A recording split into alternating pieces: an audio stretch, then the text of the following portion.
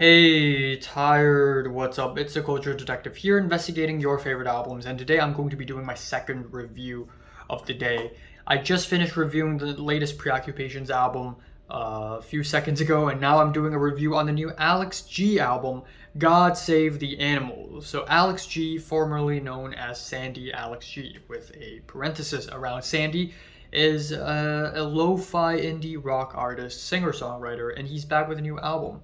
About 3 years ago, in 2019, he released House of Sugar, which is an album that I reviewed as well. And there are some really freaking amazing tracks on House of Sugar, especially the track Gretel. The more I listen to Gretel, the more I freaking love it. The drony, descending noises, the very nostalgic and sweet chord progressions, the forlorn vocal performances, the little electronic bits.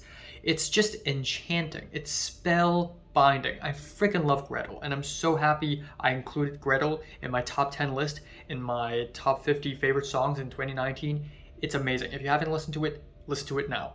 But anyways, House of Sugar in general, though, the album itself is not as good. There are a lot of experimentation, but a lot of them do not really go anywhere. But even so, Alex G has maintained his weird indie rock lo-fi soundplay on this album, if not doing it even more on this album, because the lead-up single to this album, Runner, is a very straightforward folk rock track with a very nice chorus, my runner, my man. And yeah, it's really straightforward until at the very end with the zany pitched vocals and the screams, which I think adds a lot of personality to the track. But after listening to this track, I thought the album is going to be very straightforward.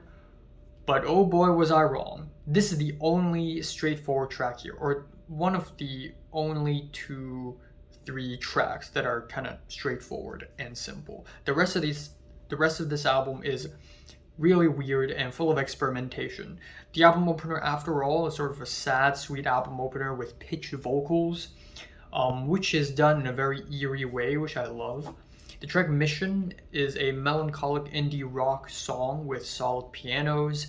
The vocals by Alex G sound really lo-fi and distant. It almost sounds like he's singing in a different room than the room that's recording the song. It's just really interesting. But then again, it adds to the interestingness, to the entertainment value of the album, but also it is a genuinely good track. And then we have S.D.O.S, which is easily the weirdest track here, but easily one of the highlights on the album in my opinion. We have the very moody, damning pianos, we have these very weird, shaky percussions, and these very creepy, distorted spoken words, naked in my innocence, tangled in my innocence, sort of repeated again and again and again. But the track sort of has a resolution at the end when we have 4 lines. God is my designer, Jesus is my lawyer, curled up in my shower, high above the tower. What? These 4 lines are amazing to me because they ride right between the lines of being cutely weird and straight up being dark. And so yeah, this is definitely one of the more memorable tracks for me on this album.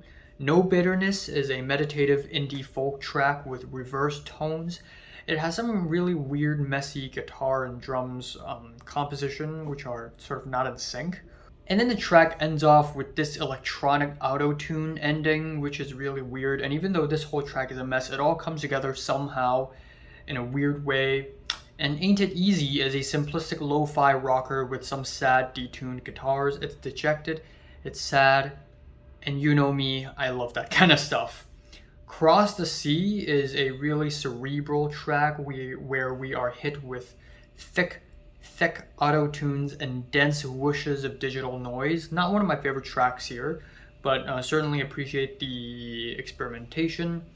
Blessing is another track here where I just can't tell if Alex G is trolling, is being sarcastic or not, because this track is a spacey indie rock track, sort of like a Pixies song, but then you get the vocals and it's completely whispered. All the vocals on this track are whispered.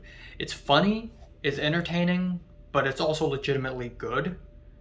So I don't really know if it's sarcastic or not, but either way, I enjoy this track.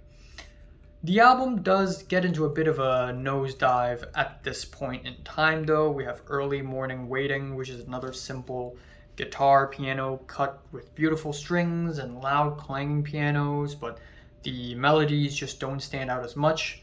Immunity is an auto-tune folk pop track. It's poppy and it's borderline 100 gecs. If anything, this track is funny. It sounds funny. Hard Room Piano is sounds like something that came out of an indie film.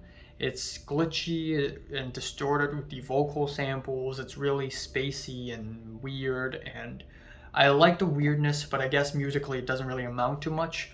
Miracles is a really great track, however. I think it's a solid country flavored folk song with some country violins and psychedelic string synths.